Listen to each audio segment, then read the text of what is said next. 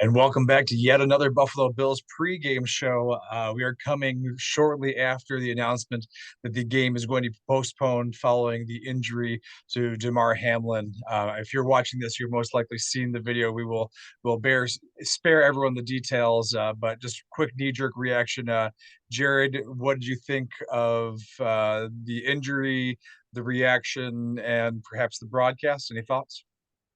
Um, I mean, oh goodness. My very first initial reaction, very first. So please, this might be the worst way to start this video, but you asked the question, so I want to give you my very first reaction. My very first reaction was that Sean McDermott looked annoyed because, like, from the game point of view, this was our second defensive back to go down already tonight. Teron Johnson already got hurt, and he was just like, "Oh my goodness, another guy." That was my first impression, but that was like right before they cut the break, right before all that stuff. There was no way he or anyone else knew how the seriousness of it yet. And then from my perspective, I was watching with a cousin. I was 2 minutes behind, so she called me in the middle of commercial and was like, "Why is Josh Allen crying? Why is Tre'Davious White crying?" And I'm like, "Okay, it must be more serious than we thought." But I think, like all of you, you didn't really know how serious it was until they mentioned CPR. The second they said CPR, you know that this was a completely different, horrible, sad situation.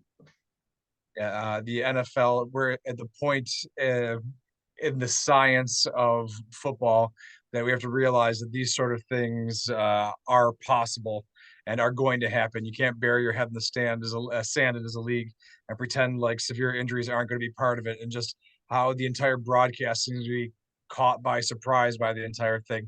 Joe Buck throwing it to the studio, throwing it right back to him to go back to the studio. It seemed like no one wanted to touch this with a 20-foot pole, and they were just trying to pass it on to the next person who it could get to. And for any family or friends of Damar, for fans of the team, for Yeah. fans of the league, like it's not a fair way to handle it. I mean, even if you have some kind of B-roll ready to go, like there needs to be some kind of plan other than just like we don't know what to do. We don't know what's going on. Please just wait. It was I felt that the way that it was handled was not very tasteful. Yeah, I mean, there was just a part where I know they came back and the whole stadium was silent. That was another thing too. When they came back, the whole stadium was silent. And there are definitely methods. There's definitely times where, the moment of silence says it all. I just think after a while, maybe at the very beginning, but eventually, even if you have no information, which they clearly didn't, and that was part of the problem.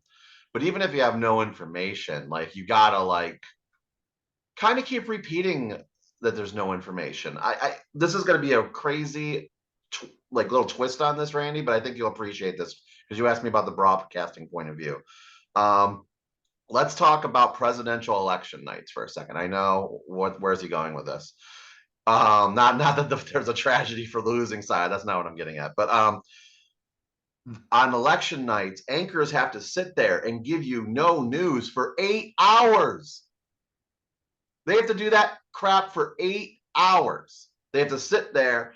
We don't have any more information. We don't have any more information.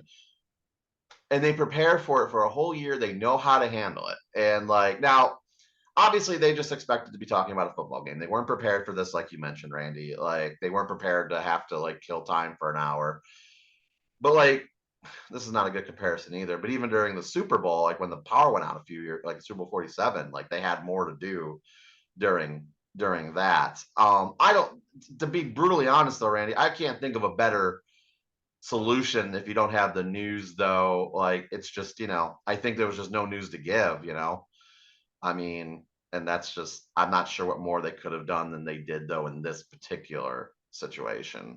Um, Uh, Obviously, our thoughts, our condolences, our prayers, anything, our vibes are going to Damar Hamlin, his family and friends. We will update as much as we can. we will definitely be back for some sort of video before the Patriots game and hopefully resolution to this situation. But we just wanted to have a chance to talk to all the Bills fans out there in the only way we know how. So thank you so much for tuning into a special version of Buffalo Bills pregame show, and we're talking to you all very soon. Thank you. Take care.